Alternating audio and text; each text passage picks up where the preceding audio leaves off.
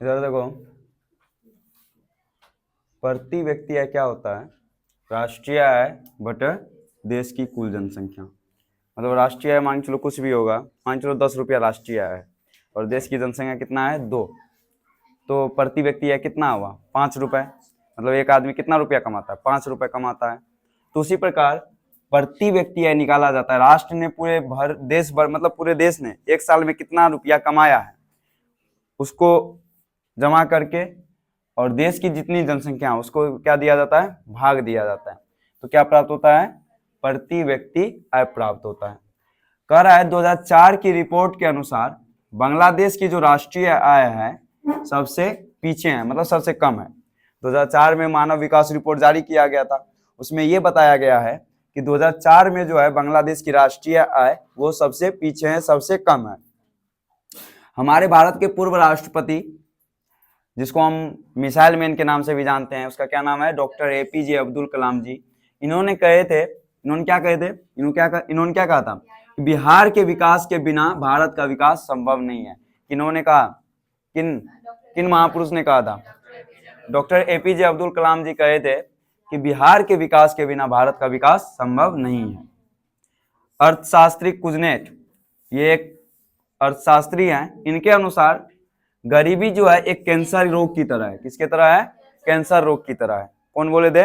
Kuznets एक अर्थशास्त्री थे। इन्होंने बोला कि जिस तरह कैंसर होता है जो एक जगह हो जाता है पूरे शरीर में विस्तृत हो जाता है, फैल जाता है, उसी प्रकार गरीबी जो है अगर एक समाज में कहीं तबके में हो गया तो वो धीरे धीरे फैलता ही जाता है, क्योंकि गरीब जो है वो गरीब का बच्चा भी गरीब, उसका बच्चा भी गरीब, गरीब गरीब गरीब।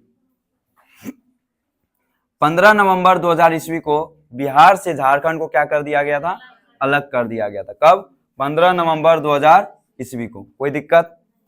झारखंड में देखो खनिज संसाधन ज्यादा है, झारखंड में खनिज संसाधन है, और बिहार में क्या है? उर्वरक भूमि। बिहार में उर्वरक भूमि ज्यादा है और झारखंड में खनिज संसाधन ज्यादा है। खनिज जानते हो ना? कोयला, पेट्रोलियम, उसके बाद लोहा, चांदी, ग्रेफाइट, ये सब जो भी चीज होगा ये सब क्या हो गया? खनिज। जिसको हम खान से निकालते हैं उसको हम खनिज कहते हैं। तो झारखंड में खनिज ज्यादा है और बिहार में उर्वरक भूमि ज्यादा है। बिहार की जो अत्यधिक जनसंख्या है वो किस पर निर्भर है? कृषि पर निर्भर है। बिहार की अत्यधिक जनसंख्या किस पर निर्भर है? कृषि पर निर्भर है। बिहार की अत्यधिक जनसंख्या किस पर निर्भर है? कृषि पर निर्भर है। बिहार का उत्तरी भाग, जैसे अपने लोग उत्तरी भाग में है, उत्तरी बिहार में है, तो देखना नॉर्मली जून जुलाई, कोसी नदी बगले में है ना, जून जुलाई अगस्त सितंबर, इस महीना में पूरा बाढ़ रहता है, पानी अंधाधुंध रहता है। लेकिन इस बार पता नहीं, इस बार नहीं आया है। उस नदी में है, 7 नदी से मिलकर बना हुआ है, उधर वाले में ज्यादा पानी है, इधर वाले में इस बार नहीं आया हुआ है। लेकिन नॉर्मली पिछले साल देखा होगा सिमरी के पास बांध टूटने वाला था, न्यूज आया था कि बांध टूटेगा, बांध टूटेगा। पानी कितना खतरनाक था। अभी तक के इतिहास में जब से वो बैराज बना हुआ है तब से आज तक के इतिहास में उतना पानी कभी नहीं देखा था लोग, इतना पानी आया हुआ था। ठीक है, तो देखो कह रहा है बिहार का उत्तरी भाग जिसमें हम लोग रह रहे हैं बाढ़ से ज्यादा ग्रसित रहता है, और दक्षिणी भाग किससे? सूखा से ग्रसित रहता है, सूखा से प्रभावित रहता है। आधा भाग बाढ़ से ग्रसित, आधा भाग सूखा से ग्रसित, इसलिए बिहार क्या है? पीछे है। ग्रामीण क्षेत्र में देखो गरीबी मापने के लिए एक मानक क्या काल्पनिक रेखा बना दी गई है। क्या बना दी गई है? काल्पनिक रेखा। बता दिया गया इससे ऊपर जो रहेगा वो गरीबी रेखा से ऊपर, और जो इससे नीचे रहेगा गरीबी रेखा से नीचे। तो ग्रामीण क्षेत्र में अगर जो 2400 कैलोरी से कम खाना खाता है, 2400 कैलोरी से कम खाना का उपयोग करता है, तो वो क्या होगा? गरीब होगा। और शहरी क्षेत्रों में 2100 कैलोरी से कम अगर भोजन कर रहा है तो वो क्या होगा? अरे शहरी क्षेत्रों में अगर कम कर रहा है भोजन 2100 से, वो क्या होगा? गरीबी रेखा से नीचे होगा। ग्रामीण क्षेत्र में कितना है? 2400 कैलोरी से नीचे तो गरीब, और शहरी क्षेत्र में 2100 कैलोरी से कम तो गरीब। आया समझ में? बताए थे, याद है? नहीं याद है? कहाँ याद है? 2005 में प्रधानमंत्री मनमोहन सिंह जी के द्वारा जो है क्या बना दिया गया था? नरेगा या मनरेगा, नरेगा को ही मनरेगा भी कहते हैं। ठीक है, योजना लाया गया था। इसके अंतर्गत क्या कहा गया था? 100 दिन तक जो है कितने जो भी मजदूर है उसको कम से कम 100 दिनों तक रोजगार की गारंटी दी जाती थी कि तुमको 100 दिन तक रोजगार दिया जाएगा। किस योजना के अंतर्गत? नरेगा या मनरेगा के अंतर्गत। इसको शुभारंभ करने वाले प्रधानमंत्री कौन थे? मनमोहन सिंह, श्री मनमोहन मतलब श्री तो नहीं, अब स्वर्गीय मनमोहन सिंह जी।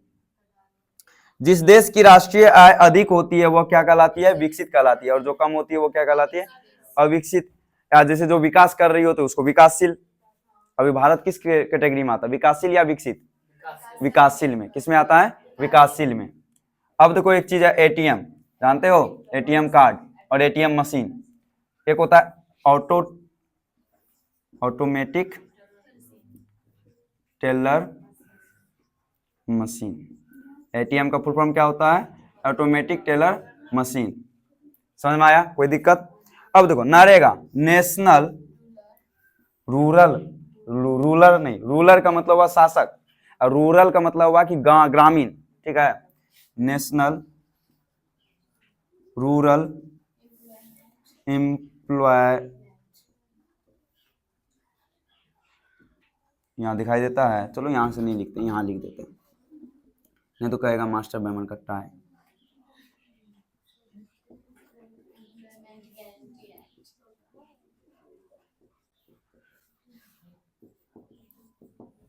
नरेगा का फुल फॉर्म क्या होता है? National rural employment guarantee act. ये पूछ सकता है नरेगा जो है शहरी क्षेत्रों के लिए है कि ग्रामीण क्षेत्रों के लिए? ग्रामीण क्षेत्रों के लिए, क्योंकि रूरल का मतलब क्या होता है? ग्रामीण। क्या होता है? ग्रामीण। ये क्वेश्चन पूछा गया है और पूछ भी सकता है कि ये नरेगा योजना जो है किन क्षेत्रों के लोगों को रोजगार देने के लिए लाया गया था? ग्रामीण क्षेत्रों के लोगों को रोजगार देने के लिए लाया गया था। एटीएम का full form automatic teller machine. UNDP का फुल फॉर्म, यूएनडीपी का फुल फॉर्म बताओ? United Nation development programme. उसके बाद एचडीआई का full form human development index. ये सब होता है। अब देखो इसमें सब ऑब्जेक्टिव टाइप से था, मतलब अभी तक में जितना इस चैप्टर से पूछ सकता है ऑब्जेक्टिव वो नॉर्मली हम बता दिए हैं, ठीक है? अब कुछ कुछ सब्जेक्टिव है जो हम बताएंगे, ठीक है? चलो बोर्ड मिटाओ तो।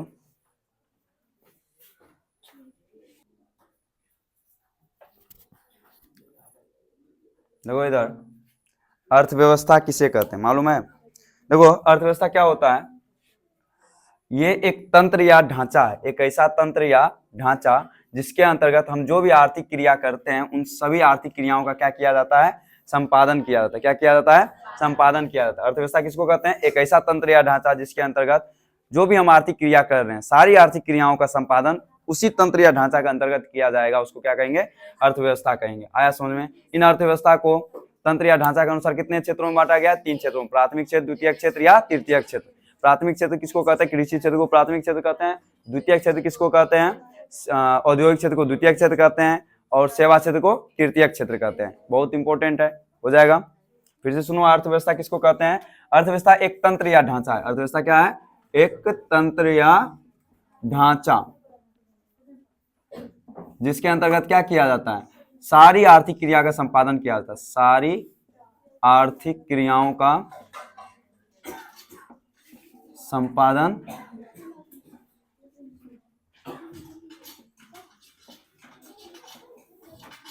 सारी आर्थिक क्रियाओं का क्या किया जाता है? संपादन किया जाता है।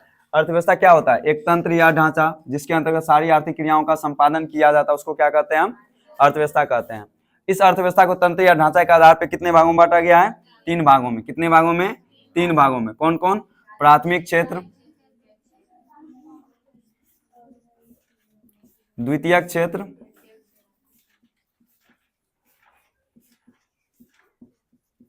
और तृतीय क्षेत्र।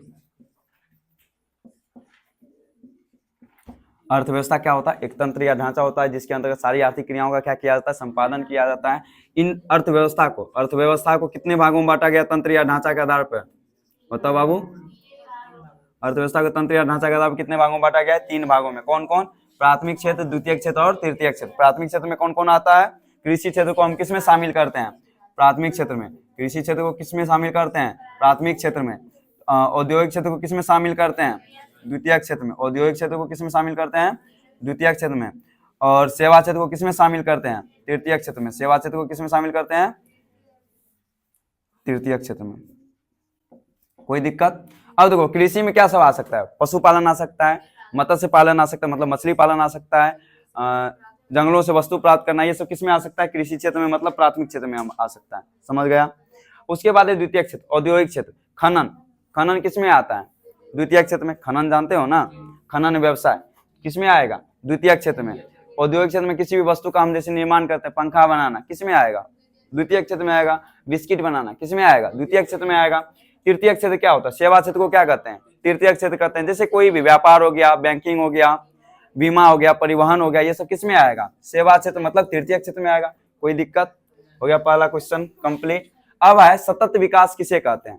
सतत विकास किसे कहते हैं? देखो ये सतत विकास क्या होता है, हम यहाँ एक ऐसी विकास की परिकल्पना करते हैं जिसमें हमारी जो आवश्यकता है, जो वर्तमान की आवश्यकता है, वो जो आने वाली पीढ़ी होगी उनकी जो आवश्यकता होगी उसको बिना प्रभावित किए हम अपनी आवश्यकता को क्या करेंगे? पूरा करेंगे। उसी को सतत विकास कहते हैं। सतत का मतलब क्या होता है? लगातार। सतत का मतलब क्या होता है? लगातार। सतत विकास का मतलब क्या होता है? लगातार। सतत विकास, सतत का मतलब क्या होता है? लगातार चलने वाली विकास, कभी मतलब रुके ना, उसको क्या कहते हैं? सतत। सतत विकास कब होगा, कब पूरा होगा? जब हम अपनी आवश्यकता के साथ साथ आने वाली जो पीढ़ी होगी, भविष्य की जो पीढ़ी आने वाली होगी, उसकी आवश्यकता को भी ध्यान में रखेंगे, तो तब क्या कहलाएगा? सतत विकास कहलाएगा। आया समझ में? जो हमारी आवश्यकता है, मान चलो सड़क हमारी आवश्यकता है, सड़क को हम इस प्रकार से बनाएंगे, इस प्रकार से डिजाइन करेंगे कि हमारी जो 5, 6, 7 पीढ़ी आएगी उसका भी वो उपयोग कर पाए, तब ना वो है वो सतत विकास। हम मान चलो सड़क ऐसा बनाए, 2 दिन बनाए, तीसरा दिन में खत्म, ना तो हम किए ना तो वो कर पाएगा, ऐसा विकास सतत विकास नहीं कहलाएगा। सतत विकास तब कहलाएगा जब हमारी आवश्यकता, हमारे आने वाली पीढ़ी की आवश्यकता दोनों को पूरा कर सके, तब क्या कहलाएगा? सतत विकास कहलाएगा। कोई दिक्कत? तो हम इसको इस तरह से लिख सकते हैं, सतत विकास की वैसी प्रक्रिया जिसमें वर्तमान की आवश्यकता बिना भावी पीढ़ी की, भावी मतलब भविष्य की पीढ़ी की आवश्यकता को प्रभावित किए ही पूरा किया जाए, तब उसको क्या कहेंगे? हम सतत विकास कहेंगे। आया समझ में? अगला है आर्थिक नियोजन। क्या होता है? आर्थिक नियोजन। दूसरा क्या है? तीसरा क्या है? आर्थिक नियोजन। आर्थिक नियोजन किसको कहते हैं? बता सकते हो कोई? आर्थिक नियोजन, देखो आर्थिक नियोजन क्या होता है, हम एक यहाँ योजना बनाते हैं, हमको 5 साल लेना है, 3 साल लेना है, 2 साल लेना है या 1 साल लेना है, ठीक है। उस समयबद्ध कार्यक्रम, एक समय ले लिया ना, 5 समय सीमा, 5 वर्ष, 3 वर्ष, 2 वर्ष, तो उस समय सीमा के अंतर्गत एक समयबद्ध कार्यक्रम के अंतर्गत,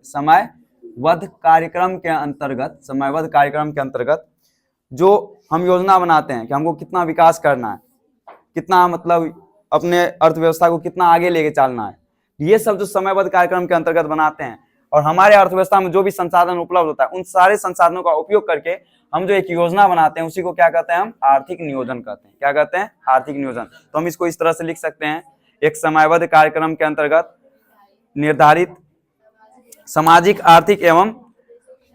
आर्थिक उद्देश्यों की पूर्ति के लिए जो हमारे अर्थव्यवस्था में जो भी संसाधन मौजूद है उन उद्देश्यों की पूर्ति के लिए जो भी संसाधन मौजूद है उसका उपयोग करेंगे, तो वो क्या कहलाएगा? आर्थिक नियोजन कहलाएगा। आया समझ में? फिर से समझो, एक समयबद्ध कार्यक्रम मतलब 2 साल 3 साल, जैसे हमारे भारत में 5 वर्षीय योजना है ना, 5 वर्ष का योजना बनाते हैं ना, हमको इतना भारत को इतना आगे लेके जाना है। अभी नरेंद्र मोदी एक क्या कहते हैं योजना लाए हैं, मेक इन इंडिया, आत्मनिर्भर भारत। इसमें क्या है, हम योजना बनाएं कि हम हमारे भारत को इतना समय तक में आत्मनिर्भर पूरी तरह से कर देना है। 2047 तक नरेंद्र मोदी जी का लक्ष्य है कि हमारा भारत पूरी तरह से क्या हो जाएगा? आत्मनिर्भर हो जाएगा, अपने आप पे आ जाएगा। आया समझ में? और किसी देश पर डिपेंड नहीं करेगा, और विकसित भारत, अभी तो विकासशील भारत है, और 2047 तक किसके कैटेगरी में आ जाएगा? विकसित भारत की कैटेगरी में आ जाएगा। ये सब एक नियोजन ही तो है, आर्थिक नियोजन ही तो है। पैसा का कहाँ इन्वेस्ट करेंगे जिससे कि पैसा आएगा, वही सब क्या कहलाता है? आर्थिक नियोजन कहलाता है। अरे जैसे हम ही लोग हैं, हम लोग मान चलो महीना में मान चलो 50,000 कमाए, उस 50,000 का हमको कहाँ इन्वेस्टमेंट करना है, वही क्या कहलाएगा? आर्थिक नियोजन कहलाएगा। समझ में आया? तो आर्थिक नियोजन क्या होता है? एक समयबद्ध कार्यक्रम के अंतर्गत हमारी सामाजिक आर्थिक उद्देश्यों की प्राप्ति के लिए हम जो भी हमारे अर्थव्यवस्था में जो भी संसाधन मौजूद है, चाहे पहाड़ हो गया, पर्वत हो गया, भूमि हो गया, मिट्टी हो गया, सब तो संसाधन है ना, उन सारे संसाधनों का उपयोग करके हम क्या करेंगे? अपनी आवश्यकता की पूर्ति करेंगे, उसी को क्या कहते हैं? आर्थिक नियोजन कहते हैं। आ गया समझ में? अब अगला है मानव विकास रिपोर्ट। मानव विकास रिपोर्ट क्या है? तो ये मानव विकास रिपोर्ट किसके द्वारा जारी किया जाता है? यूएनडीपी के द्वारा जारी किया जाता है, संयुक्त राष्ट्र विकास परिषद के द्वारा जारी किया जाता है। मानव विकास रिपोर्ट, मानव विकास रिपोर्ट, मानव विकास रिपोर्ट, इसका इंग्लिश नाम होता है human development index, sorry human development report, ठीक है। मानव विकास रिपोर्ट का फुल फॉर्म क्या होता है? HDR, human development report. HDR का देखो ह्यूमन डेवलपमेंट रिपोर्ट, मानव विकास रिपोर्ट का शॉर्ट नेम क्या होगा, HDR, ह्यूमन डेवलपमेंट रिपोर्ट। मानव विकास रिपोर्ट होता क्या है, ये संयुक्त राष्ट्र विकास परिषद द्वारा UNDP द्वारा क्या किया जाता है, जारी किया जाता है। मानव विकास रिपोर्ट किसके द्वारा जारी किया जाता है, UNDP, संयुक्त राष्ट्र विकास परिषद। UNDP का फुल फॉर्म होता है यूनाइटेड नेशन डेवलपमेंट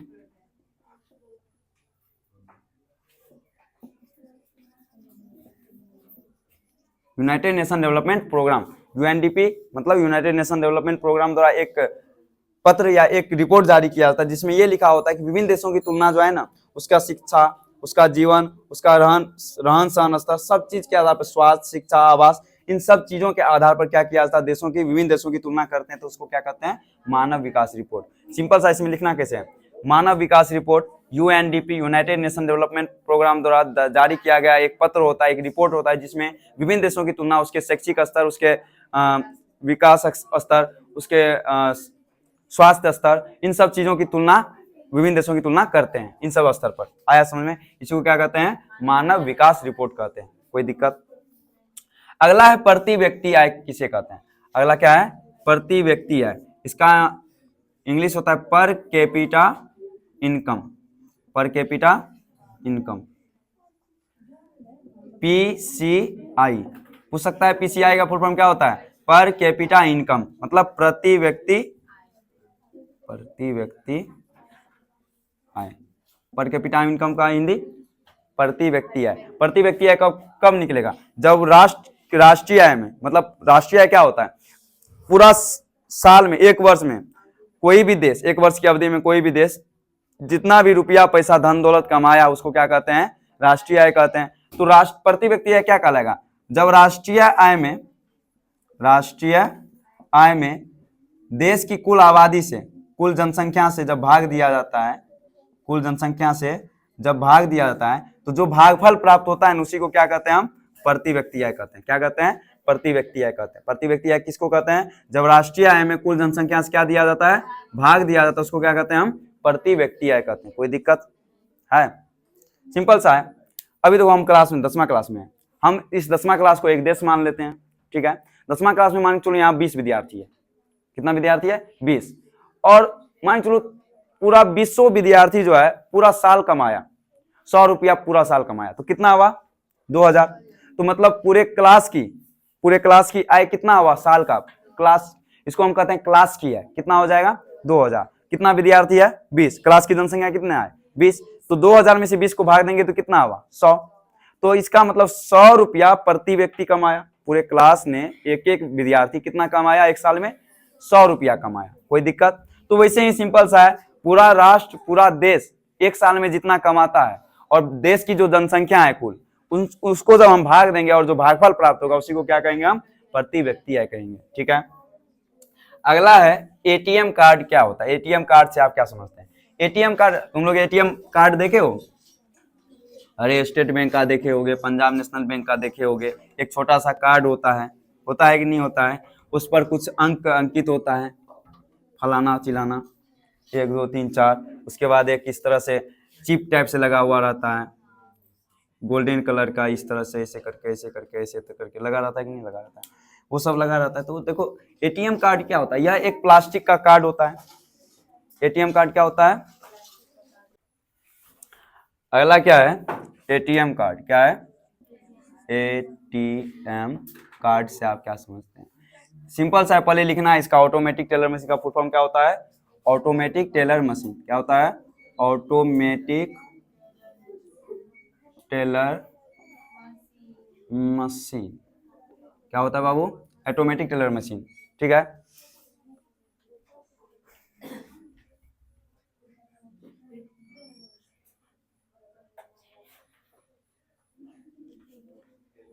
ATM का फुल फॉर्म क्या होता है, ऑटोमेटिक टेलर मशीन। अब तो ये क्या होता है, एक प्लास्टिक का कार्ड होता है, क्या होता है, एक प्लास्टिक का कार्ड होता है जिस पर कुछ सूक्ष्म अंक अंकित होते हैं। देखो ये बैंक के द्वारा अपने ग्राहक को दिया जाता है, बैंक के द्वारा किसको दिया जाता है, ग्राहक को दिया जाता है, जिसके माध्यम से वो जो है ना 24 घंटा 7 दिन, इस ऐसे लिखा हुआ कहीं देखा है 24 इंटू 7, मतलब 24 घंटा 7 दिन कहीं भी उस बैंक के एटीएम से पैसा निकाल सकता है। आया समझ में? उसको क्या कहते हैं हम? एटीएम कार्ड कहते हैं। कोई दिक्कत? अब अगला है क्रेडिट कार्ड। क्या है? Credit card. तो क्रेडिट कार्ड क्या होता है? ये एटीएम कार्ड का ही एक भाग है। क्या है? एटीएम कार्ड का ही भाग है। इसमें क्या होता है, कोई भी जो धारक होता है, ये क्रेडिट कार्ड किसी बैंक के द्वारा अपने ग्राहक को दिया जाता है। इसमें क्या होता है, जो ग्राहक होता है ना, ग्राहक अगर उसके बैंक में मान चलो पहले 5,000 रुपया था। कितना रुपया था? 5,000 रुपया। अगर वो 5,000 खर्चा कर लिया, क्या कर लिया? 5,000 खर्चा, तो उसके अकाउंट में कितना बचा? 0, 1 रुपया नहीं बचा। लेकिन अब मान चलो वो ग्राहक हम ही हैं, मेरे अकाउंट में 5,000 था, हम खरीद लिए 10,000 का सामान, 5,000 था, 5,000 खत्म, 0 रुपया। अब कहाँ से 5,000 और लाएंगे? तो इस क्रेडिट कार्ड के माध्यम से 5,000 और रुपया हम नहीं रहने के बावजूद भी खर्चा कर सकते हैं। आया समझ में? मतलब क्रेडिट कार्ड जब आ जाता है ना, तो क्या होता है कि अगर 5,000 रुपया था मेरे अकाउंट में, वो सब खर्चा हो गया, और 5,000 हम सामान खरीदे 10,000 का, तो 5,000 और हमको देना पड़ेगा। तो 5,000 और हम क्या करते हैं? देते हैं। कहाँ से? बैंक में नहीं रहने के बावजूद भी बैंक के माध्यम से देते हैं। लेकिन जब हमको हमारे पास अगर पैसा आ जाता है, तो हम क्या करते हैं? ये 5,000 फिर लौटा देते हैं। तो इसी कार्ड को क्या कहेंगे हम? Credit card. तो इसमें क्या लिखना है?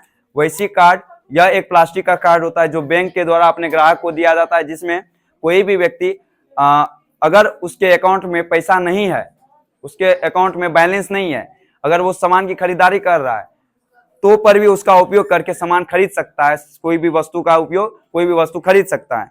और समय आने पर जब उसके पास पैसा आ जाएगा, तो वो उसको फिर क्या करेगा? लौटा देगा। तो इस कार्ड को क्या कहेंगे हम? क्रेडिट कार्ड कहेंगे। क्या कोई दिक्कत है? नहीं, बहुत बढ़िया। हल्ला नहीं करना है, तुम लोग बहुत चुनूर चुनूर करता है, बहुत मार मारेंगे। देखो अगला है नरेगा या मनरेगा। क्या है? नरेगा या मनरेगा। नरेगा या मनरेगा, NREGA। नरेगा का फुल फॉर्म क्या होता है? N for national, R for rural, E for employment, G for guarantee, A for act. तो national rural employment guarantee act NREGA का फुल फॉर्म होता है। नरेगा क्या होता है? यह एक ऐसी योजना है जो ग्रामीण क्षेत्रों में लोगों को रोजगार देने की गारंटी देता है। यह एक ग्रामीण क्षेत्र में रोजगार देने की एक योजना है, जिसके अंतर्गत लोगों को 100 दिन जो है, साल में 100 दिन रोजगार देने की गारंटी दी जाती है कि तुमको 100 दिन हम क्या देंगे?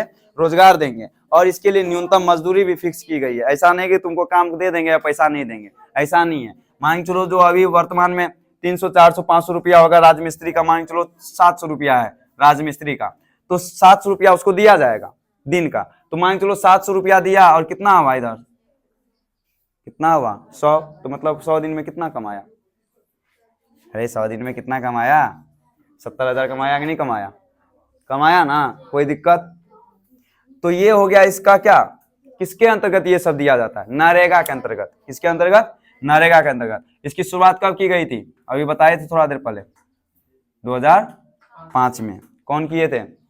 श्री नहीं, स्वर्गीय डॉक्टर मनमोहन सिंह जी। आय किसे कहते हैं? बताओ, आय किसे कहते हैं? सिंपल सा है, हम कोई भी काम करते हैं, उस काम के बदले जो हमको पारिश्रमिक दी जाती है, जो भी हमको मजदूरी दी जाती है, उसको हम क्या कहते हैं? आय कहते हैं। हम पढ़ा रहे हैं, तुम लोग पैसा देता है ना हमको, कि फ्री में हम पढ़ा रहे हैं? हाँ, फ्री हम तो पढ़ा रहे हैं, हम पैसा कहाँ लेते हैं तुम लोगों से? नहीं लेते हैं, लेकिन तो पर भी लेते हैं, कोई बात नहीं। मान चलो हम पढ़ा रहे हैं, हम तुम्हारा फी ले रहे हैं 50 रुपया। कितना ले रहे हैं? 50 रुपया ले रहे हैं। कितना ले रहे हैं? 50 रुपया। तो ये हमारे पढ़ाने का मजदूरी हुआ, इसी को क्या कहेंगे? आय कहेंगे हम। आया समझ में? अगला है आय। सिंपल सा, आय किसको कहेंगे? जब कोई भी व्यक्ति है, कोई भी काम करेगा, उसके बदले में जो भी उसको पारिश्रमिक दी जाएगी, उसको क्या कहेंगे हम? आय कहेंगे। अगला है मिश्रित अर्थव्यवस्था किसे कहते हैं? वैसे देखो अर्थव्यवस्था कितने होते हैं? 3 होते हैं। अर्थव्यवस्था कितने होते हैं? 3 होते हैं। कौन कौन? पूंजीवादी, समाजवादी और मिश्रित अर्थव्यवस्था। पूंजीवादी अर्थव्यवस्था क्या होता है? पूंजीवादी अर्थव्यवस्था किसको कहते हैं? जिसमें उत्पादन के साधनों का स्वामित्व किसी निजी व्यक्ति के हाथ में होगा, उसको क्या कहते हैं? पूंजीवादी अर्थव्यवस्था कहते हैं। जैसे देखो कैसे अमेरिका, जापान, इन सब देशों में उत्पादन के साधनों का स्वामित्व किसके पास है?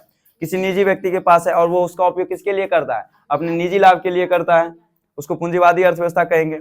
उसके बाद समाजवादी अर्थव्यवस्था क्या होता है? वैसी अर्थव्यवस्था जिसमें उत्पादन के साधनों का स्वामित्व किसके हाथ में होता है? सरकार के हाथ में होता है। उसको क्या कहते हैं?